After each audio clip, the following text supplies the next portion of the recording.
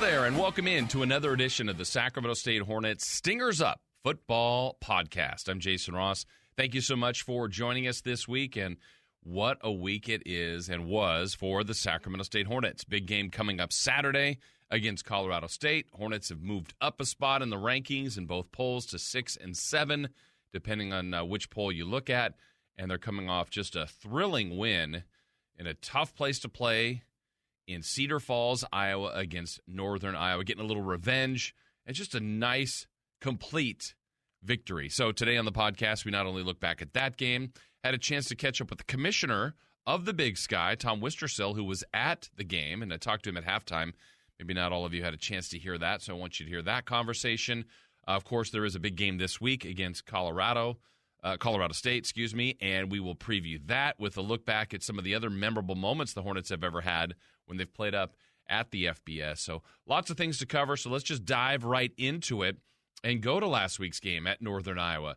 A productive trip for the Hornets, making the trip halfway across country there to the Midwest to take on Northern Iowa, and it was really a good day for the Sacramento State Hornets. So let's look back at it, and it started with a really good day for both quarterbacks, certainly, but for Asher O'Hara, he got it going early, put the Hornets ahead with his first of 3 rushing touchdowns. 2nd and goal from the 3-yard line in a scoreless first quarter, 6.5 to play here in Cedar Falls, Iowa. Scadaboo goes in motion. Snap comes into O'Hara. He's going to keep it, runs up the middle, goes airborne. His line carries him, pushes him over the goal line. Touchdown, Hornets. Well, one of the concerns by playing Northern Iowa was their ability to get the ball downfield.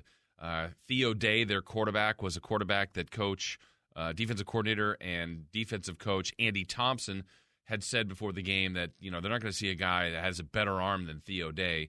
And Theo Day was good, and he responded after the Hornets went up 7-0 with a drive downfield, 10 plays, 75 yards, and he found his tight end in the end zone to tie the game. On 2nd and 15 in scoring range, he's going to keep it himself, looks to throw deep over the middle towards the end zone, caught! It is a touchdown. Threading the needle, that's the tight end again, Alex Allen. We talked about the big arm from Theo Day.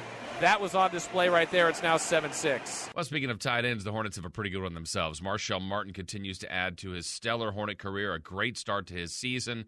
And the Hornets, what they do so well after they gave up that score, they responded. So after it was 7-7 after 1, we kind of bridge a drive that started at the end of the first quarter into the early part of the second quarter, and Jake Dunaway would find Marshall Martin. 2 left, 2 right, including Marshall Martin, stud tight end. He's going to go in the route. He's wide open in the end zone. He's got it. Touchdown, Sacramento State Hornets. I don't know why I spotted him from the get-go, Steve, but they did not. Touchdown, Hornets. Now, adding on would be paramount. Getting separation, something the Hornets hadn't done as of yet. Up just 7-0, then up here 14-7. Now they would tack on a little bit more as they extend the lead to 2 scores with a 9-play, 52-yard drive, a quick response as Asher O'Hara goes in from 3 yards out. 1st and goal. O'Hara will keep it. Veers left, darts right. He's in. Touchdown, a punishing hit up high, but Asher O'Hara goes in for a score. Well, the very next series, the Hornet defense became opportunistic, so they've extended the lead to 21-7, and then just a play or two into that next drive, it was a big day for Marte Mapu. He forced a fumble. It was then recovered by Prince Washington, so the Hornets now certainly gaining momentum here and trying to add on to their 21-7 lead, and they would do that.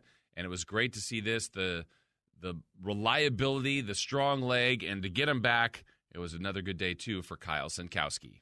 Well, here's where the Hornets, Kyle Sinkowski's brilliant. Missed 2 kicks, though, last week, so he'd like to respond. We mentioned Stutz is the holder.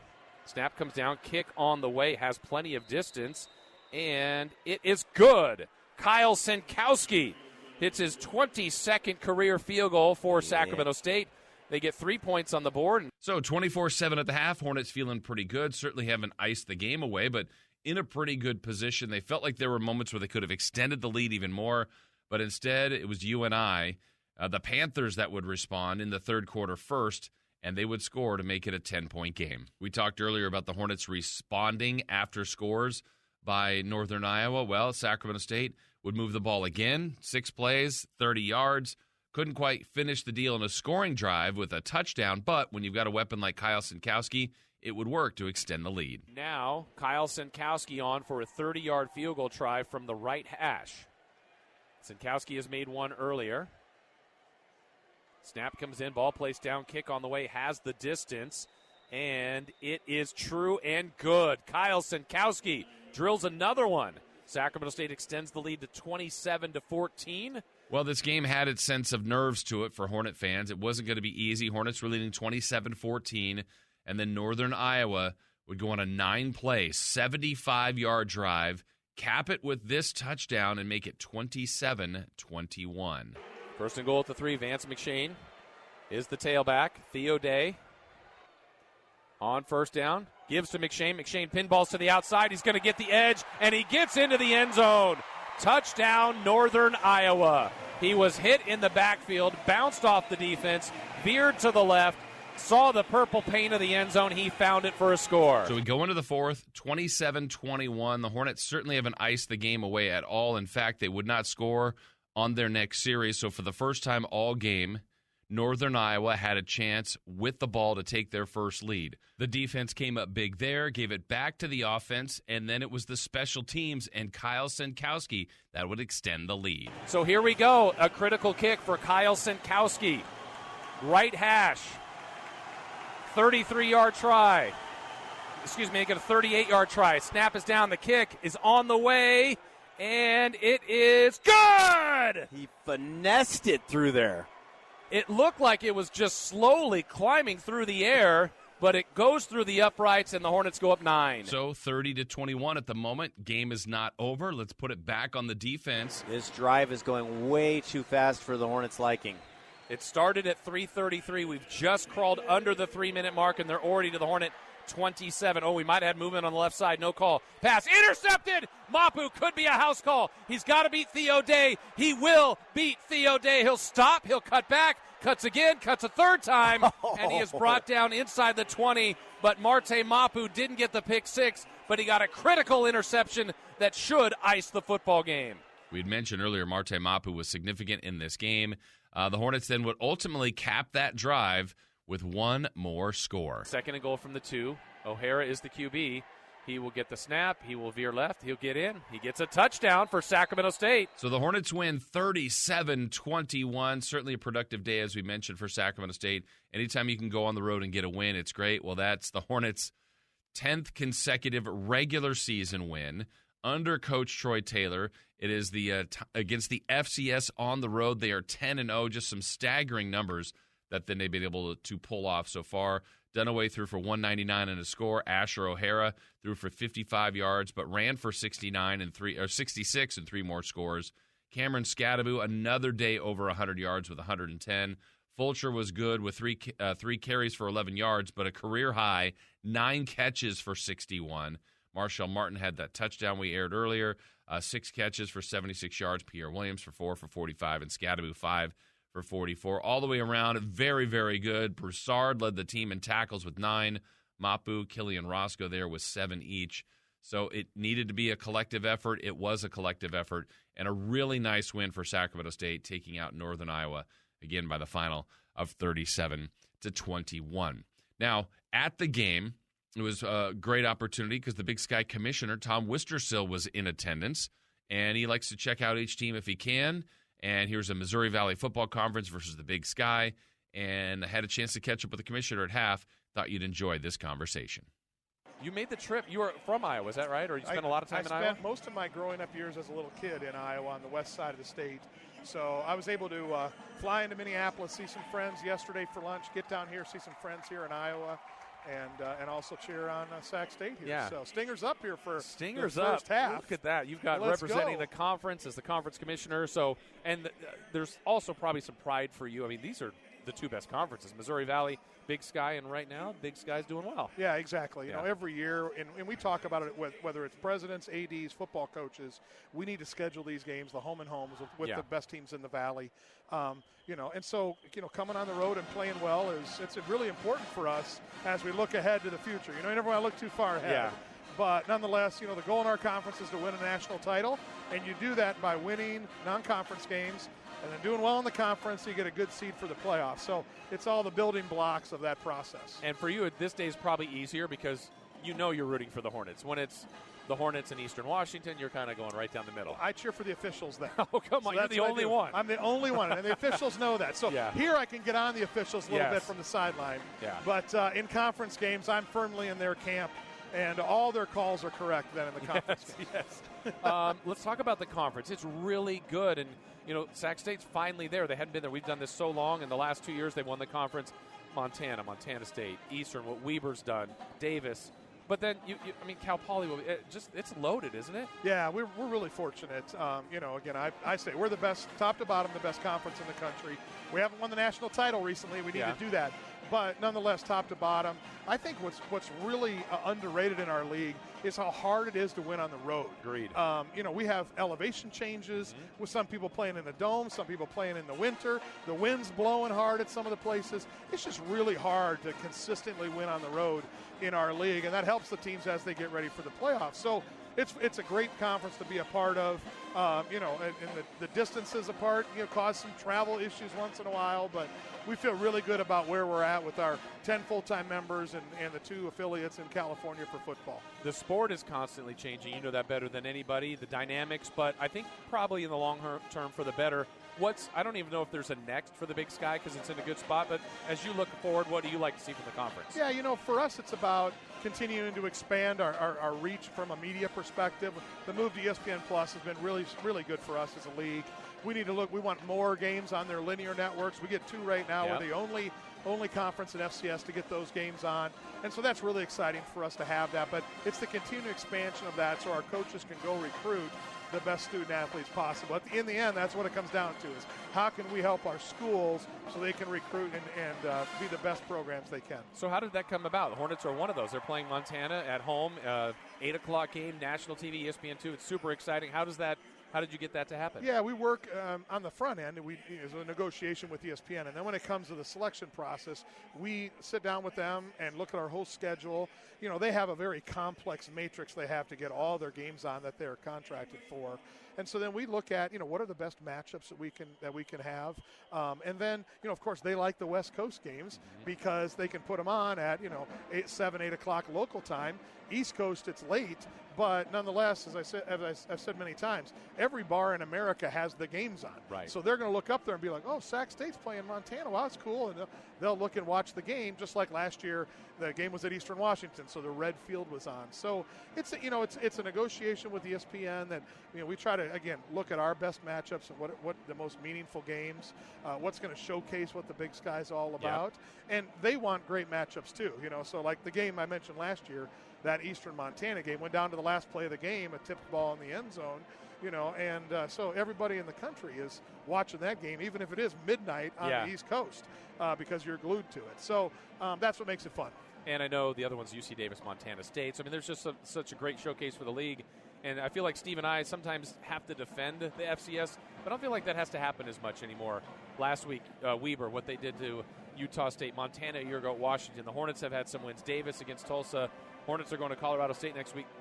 The gap isn't very large, is it? Not from the top of the FCS to the lower part of the G5. The gap's not that big. And there's even some Power 5 that you just mentioned that we can win as well. There's great football players everywhere, and so it comes down to recruiting and coaching. I think the group of coaches we have in the Big Sky, I'd put up against anybody in the country.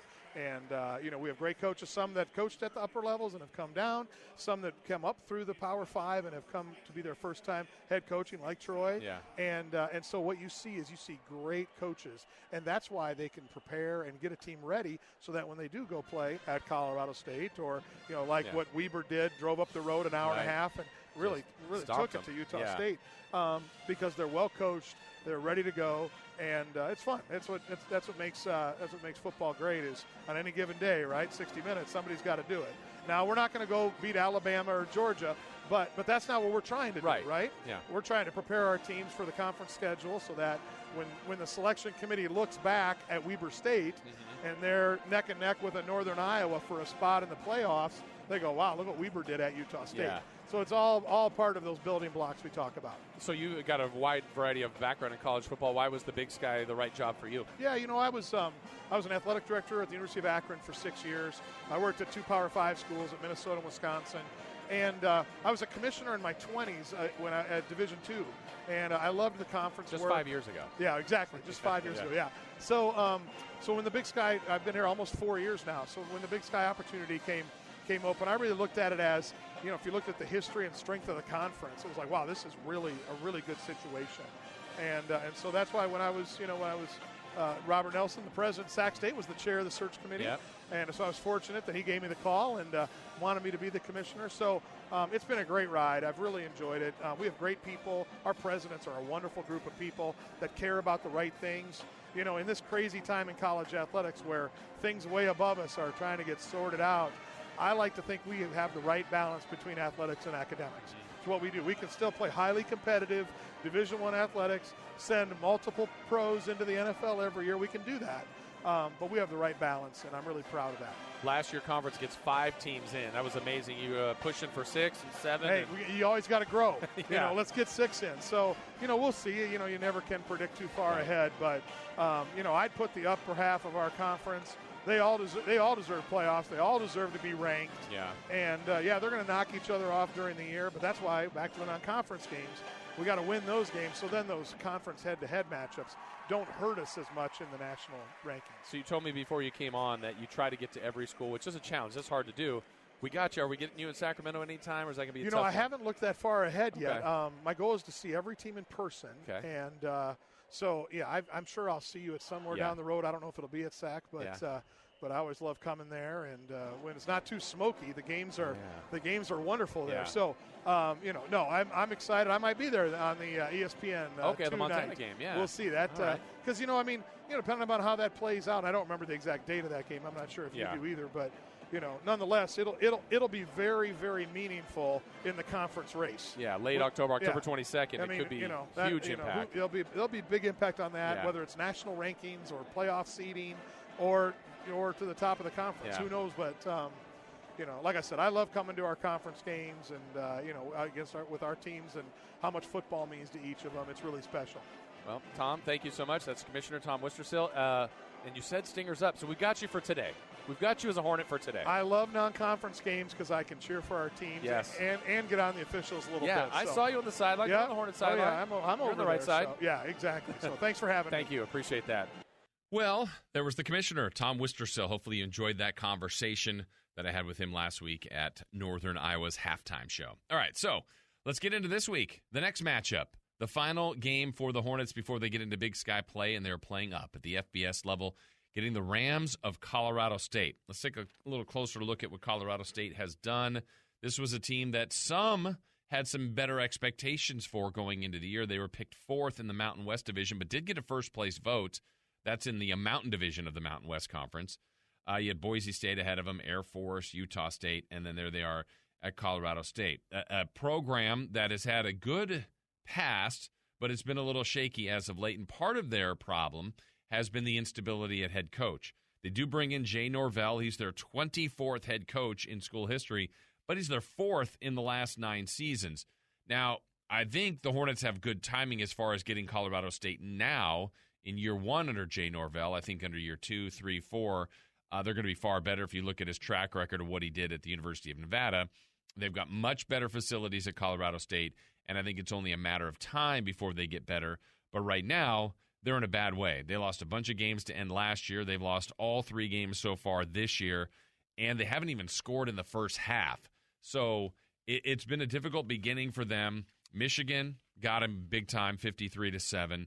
You had Middle Tennessee State in the home opener for Colorado State, beating them 34-19. And then last week, Washington State handled them pretty easily, 38-7. If you look at what they're going through, they're playing a freshman quarterback.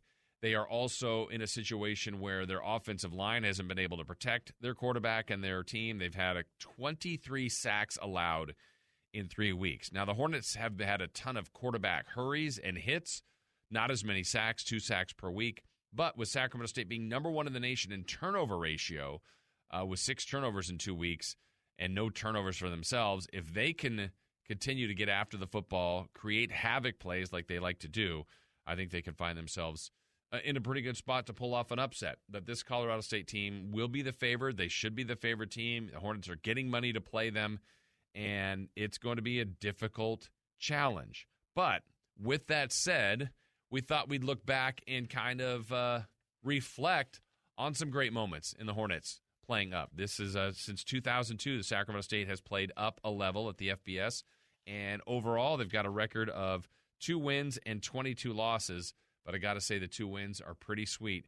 And we thought we'd look back at the first time the Hornets ever did that, the 2 times, 2 years in a row, but the first time ever was when they went to Corvallis and they defeated Oregon State.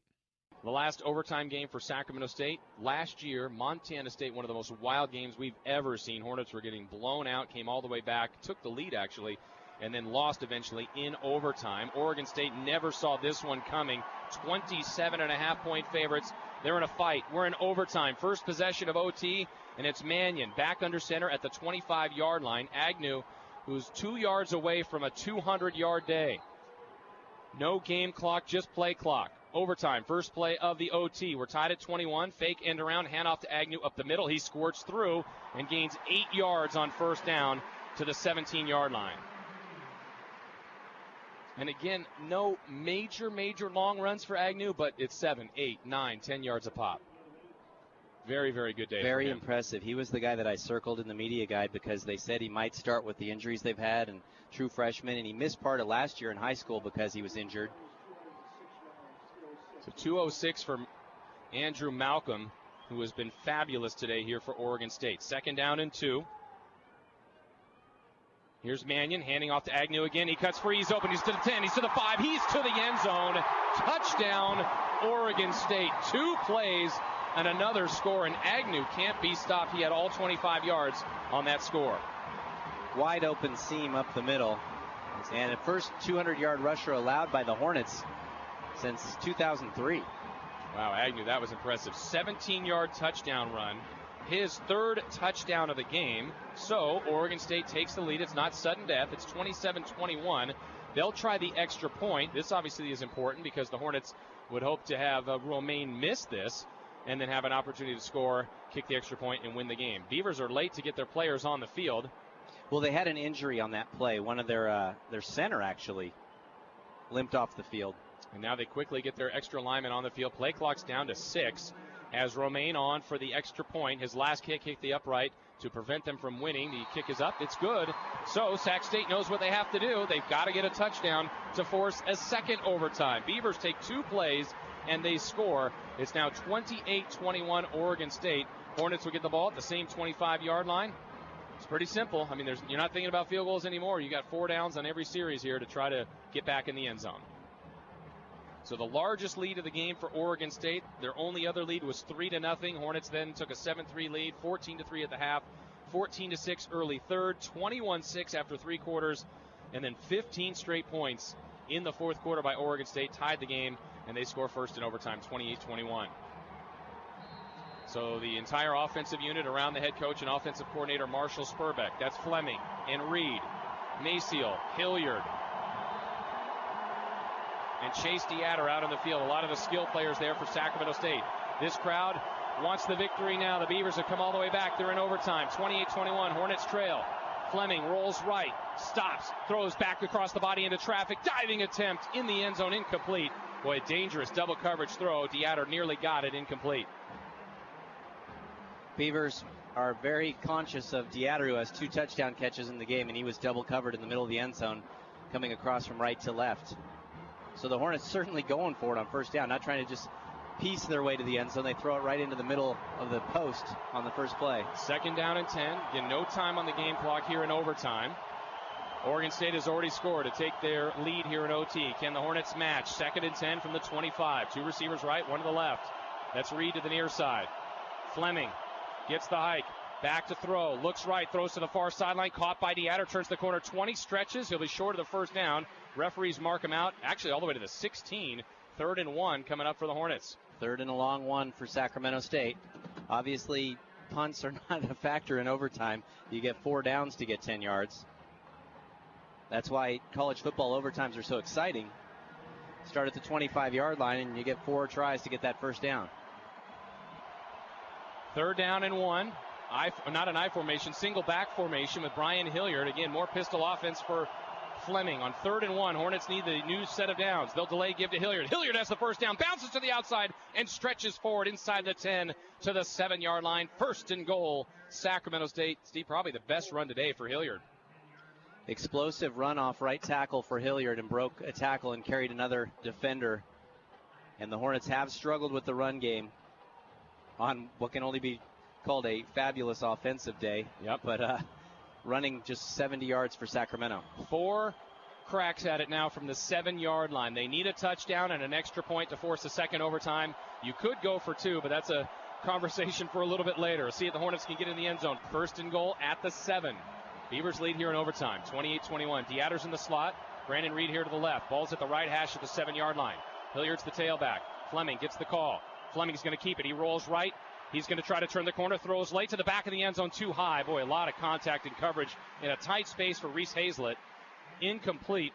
And actually, I was at practice the other day. That was the exact play they ran and couldn't have run it any better. But Oregon State had an extra defender towards Hazlett so they could read, run, or pass, and they had it covered well. Hazlett, big target, 6'3", 240 in the back of the end zone. The rollout design is kind of like, Joe Montana in that famous play because he's rolling out to the right. But with Fleming, a lot of times he's going to run the football in that situation. But it wasn't open to run, and actually Hazlett was not open in the back of the end zone. Good defense by the Beavers. 2nd down and goal from the 7-yard line. Same look with Hilliard in the backfield. They'll put DeAtter looking like a tight end. He may slide in motion. Norris to the right. Inside handoff to Hilliard. He'll try to turn the corner, and he gets maybe to the 6-yard line. Gain of a yard. So 3rd and goal from the 6. The Hornets tried a little misdirection there, starting right, then veering left.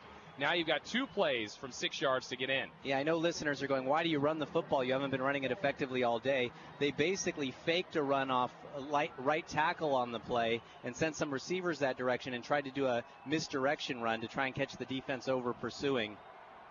So almost a trick run play. Because I could picture people in the audience going, don't run. So now it's 3rd down for the Hornets. All 40,000 plus on their feet here for Oregon State, trying to preserve a victory. They're in overtime. 3rd and goal for the Hornets at the 6. Down by 7. In OT, Fleming looks right, throws that direction. It's caught! It's caught by Brandon Reed. Touchdown. Penalty flag comes in as well. We'll have to see about this, but what a gorgeous catch by Reed. It is going to be pass interference, looks like, on Oregon State. Yeah, I thought Reed got grabbed, and he still got through it and stretched out his arms. Now, hopefully it's not pushing off on Reed. I did not see that. It is defense. I saw the push, and I didn't know if it was in retaliation or if it was Reed. So that is defensive penalty, touchdown Hornets. So the Hornets are within 1. Now the extra point. So Reed gets his 2nd touchdown. 3rd touchdown pass by Fleming. And now Deniz on for the critical extra point to force a 2nd overtime. No time on the clock. Remember, we're in OT. Beavers lead 28-27. Deniz ready to kick the extra point for the tie.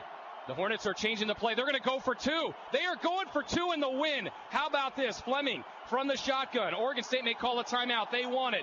And Oregon State got it. Wow, the Hornets were going for 2 in the win. Mike Riley called for the timeout. They sent Deniz in motion.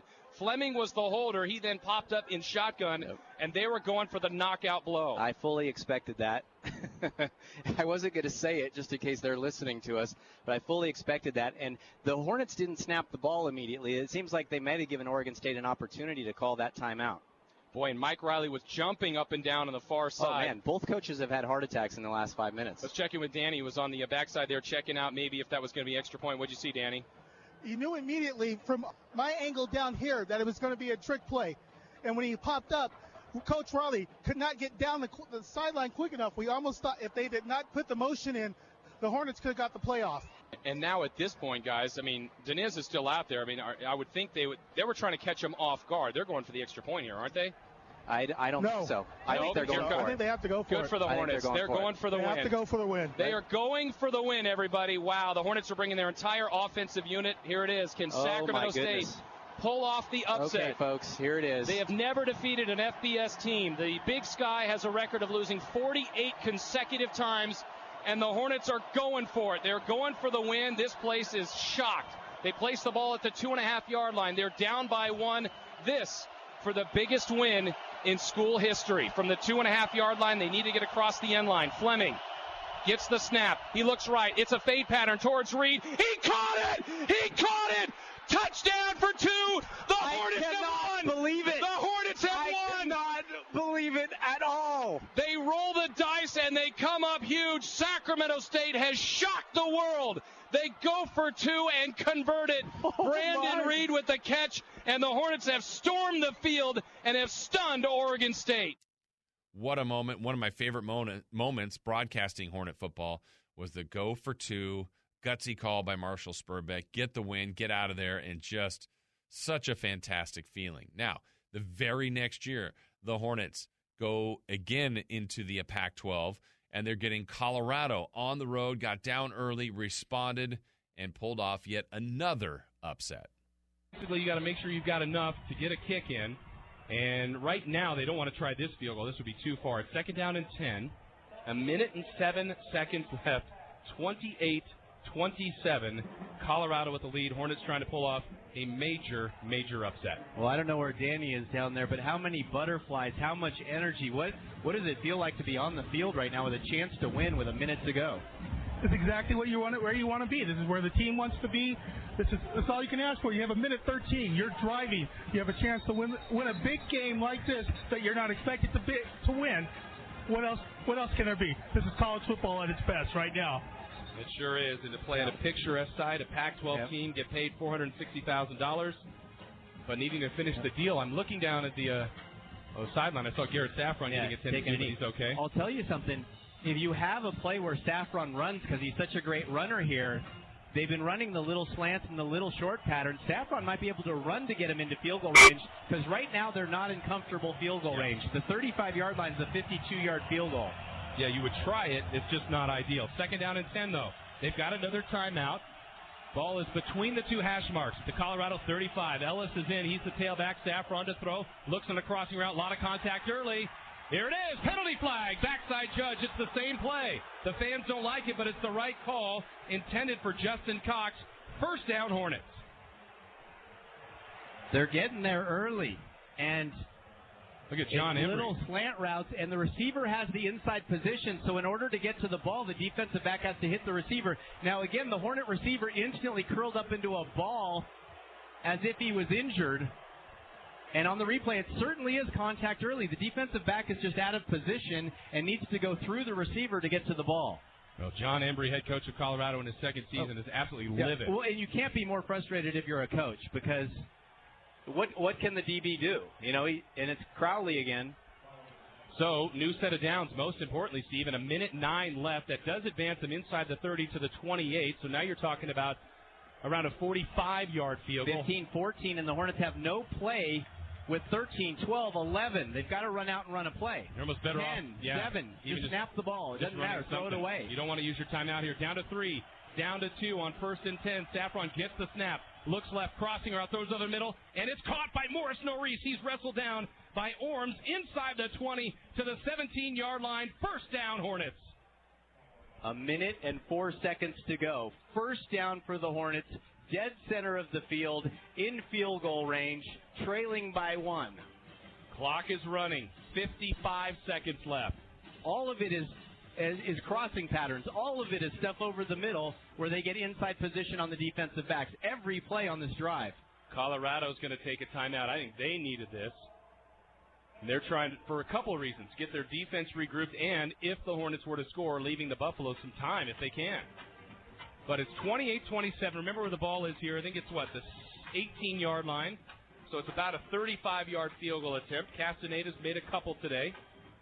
And, the Hornets, there's nothing better, and it's no offense on any kicker. They're all-time great kickers. You never want to put it on a kicker. So the best you can do, if you can get this thing in the end zone, whether it be pure elation on that Hornet sideline. Yeah, there's nothing more tense than the snap spot kick. And you can't repeat that in practice. They try all the things. They'll say it's game winner. Noise, there's nothing that can quite recreate that atmosphere. It's the 8-foot putt. Yep. When you don't care versus Yeah, that's the perfect example. Anybody who's ever played and just kind of taps the ball, not even looking, you make it, but you're sitting over it and needing the score you want. It's just tough. So here we go. Timeout taken by Colorado. 55 seconds left in this football game. Hornets have the ball, 1st and 10. Actually, at the Buffalo 17. I wouldn't be terribly surprised if we saw a draw play. All right, we'll see. Ellis had a good first half. 10 carries for 74 yards. He's on the right hip of the quarterback, Saffron. Here is that handoff to Ellis. Ellis knifes his way inside the 15. He is stacked up. No whistle. Now they do it the 14, and I think the timeout's going to be taken by John Embry again. 49 seconds left. So the Hornets are definitely centering the ball. Someone lost their helmet. It was the Hornet. That's Ellis, so he's got to come out. But that might have been thrown off by a player, but regardless, unless the referees deem that, he's got to come out. So second timeout taken by Colorado. We'll keep it here. One timeout left for each team. 49 seconds left. And the Hornets have it deep into Colorado territory at the 14. Yes, the officials are saying it was not defender-induced, so he has to come out. So second down and 7, 49 seconds left. The Hornets last year were able to beat Oregon State, certainly one of the biggest wins they had ever had, 29-28. They're looking at a score where they'd love to see it 30-28, 34-28, maybe 35 if they try for 2. Who knows? They just want some more points on that scoreboard. This fourth quarter started with the Hornets trailing 28-24. They've added a field goal, and now they've got a second down and 7. First down would be at the 7-yard line for the Hornets on second down here. They need to get to the 7 for the first down. Ball's inside the 15-yard line at the 14. Right now it would be a 31-yard field goal. It is between the hash marks, center of the field. First down or second down for Saffron. Saffron's just going to keep it. Saffron to the outside of the 15. Lowers his shoulder, gets hit hard by Orms down to the 13-yard line. And with 40 seconds left, or 41, the final timeout taken by Colorado. So here's your situation. See, this is the play to see how aggressive the Hornets want to be. And they're probably going to try to be as smart with the football as you obviously can, but it might come down to the foot of Edgar Castaneda because the Hornets would likely take it down to the closing seconds. And I know what the play call is here because the ball now is on the left hash mark, and most right-footed kickers do not like a ball on the left hash mark from this close. So that kind of makes you think that the Hornets are, would normally just run the ball to center it in the field, Jason, to be honest. And the Hornets, with their one timeout left, wouldn't have to really use it because there's 44 seconds to go. But usually in the situation, you center the ball. What's it like down there on the field right now, Danny? Because it's got to be pretty exciting, pretty tense. It is exciting right now, and you're kind of wondering what play is Coach Peterson going to call up on this third down. Just because either you go to center the ball or do you try to run and try to get the first down, or what are you going to do? It's a great call at this time. In my opinion, it's the kicker's decision on this play. The kicker gets to make the play call because if you throw an incomplete pass, they're going to put the ball back where you were. Also, if you think about an incomplete pass, you're aggressive if you try to pass, but you also do leave a little bit of time left. I mean, there is 44 seconds to go. And if the Hornets do run, you got to believe they will probably try to center the ball. Yep. Kicking team, be ready. Yep. Be ready to run on the field, kicking team, because they're going to want to run the clock down. No timeouts for Colorado. And just one left for the Hornets. 3rd and 5. Norris is a receiver to the far side. He's about 40 yards away from the play, 30 yards away from where the ball is on the left hash. DeAndre Carter's receiver to the near side. Mayfield and Broadnax the tight end. A.J. Ellis is the tailback. So it's 3rd down and a solid 5 yards for the Hornets. At the 12-yard line, they'll center it. Saffron just creeps to the right and takes a knee. So it's going to go to Edgar Castaneda. Can the Hornets get a game-winning field goal? They may take this down as low as they can and actually call a timeout and leave just a few seconds to go. There's 32 on the play clock, 32 on the game clock, so the Hornets can take this down all the way down. It's 4th down, so you can't, run that extra play if you make a mistake. So the Hornets can run it all the way down to 1 second if they want to. So it's all going to come down to this. Snap, hold, and kick. But the Hornets have put themselves in a spot to win for the second straight year against the Pac-12 team. There's 7 seconds left. When will Marshall Spurbeck call the timeout? It's down to 5. It's down to 4. It's down to 3. Wow. Well, it's down to 1, but we'll see if they give him 2 or 1 second. But this is it. Wow. Timeout is taken. Officially, they have left 1 second on the clock. So Edgar Castaneda, who won the kicking job in a battle with Runke, Made 2 kicks last week. He's made a couple of kicks today, and I would venture to say this is the biggest kick of his life. I would venture not too far to get that conclusion. He's going to kick it from the 20-yard line. It's a 30-yard field goal. Distance means nothing. Wind means nothing. If you look at the flags on the goalpost, they're barely trickling. So there's no factor as far as field condition. There's no factor in weather. There's no factor in wind. The factor is snap, spot, kick on the way. And almost the entire Hornets sideline linked arm in arm, ready to race the field if they can do it and pull off the upset. The field goal for the win if the Hornets can do it. Mag will be the holder. The snapper is Bobek. Castaneda to try to give the Hornets a win. It's a 30-yarder for the victory. Here comes the snap. It's placed down. The kick is on the way. The kick is up. It's good! Sacramento State storms the field for the second straight year. They have shocked the Pac-12. They are storming the field. Castaneda, the hero, and the Hornets win it 30-28. Danny Sullivan, our sideline reporter, failed to do his job. Danny, I always look at you on the field goal, and you just ran on the field. You weren't getting me this time on YouTube. Oh, my goodness. I looked for him to raise his arms, and I knew the kick was good because Danny ran onto the field, and the goalpost is coming down here. And the Hornets have an amazing victory, $460,000, and it's W. Wow, wow, wow. Colorado has never been sweeter to the Hornets. They're ripping down both goalposts. The Hornets want to take it with them if they can, as they win again, 30-28. This game started on a 14-0 deficit. Looked like they were out for dead, but they rally, and they found themselves a kicker, too. We're about 50 minutes from the airport. Our plane doesn't leave till 9 o'clock at night. I think we're all just going to fly solo to the airport. We don't need a bus. We don't need anything. What a fantastic football game on a beautiful day and an ideal finish for the Hornets. Unbelievable. I mean, for me, those have been some of the best moments in the history of broadcasting games for Sacramento State. They've also come in the most recent years when the Hornets won the Big Sky title in 2019, going undefeated last year, capping it with the Causeway win, 8-0 in the conference. So those great moments, hopefully there's more ahead, and maybe there's one this weekend as the Hornets play up at the FBS to take on this Colorado State team. Now, the conference has faced the Mountain West multiple times, including a win by Weber State. Weber State got just a thrashing of Utah State a couple weeks ago, 35-7. So it is possible. Usually you don't blow them out. Last year, you had Colorado State playing South Dakota State, who the Hornets faced in the playoffs, and South Dakota State got them pretty good too. So these things are very, very possible, but it's going to take a good performance from the Hornets this week. As far as the conference goes, let's wrap things up on today's podcast with a look ahead for the Big Sky this week. Some games to watch. You get some conference games going on for sure. Idaho State's at Northern Colorado. You have Montana State at Eastern Washington. Eastern has a really difficult schedule to begin with, so this is a really important home game for them as Montana State's coming off playing an FBS team and losing. They're 2-1. Idaho is at Northern Arizona. Portland State at Montana.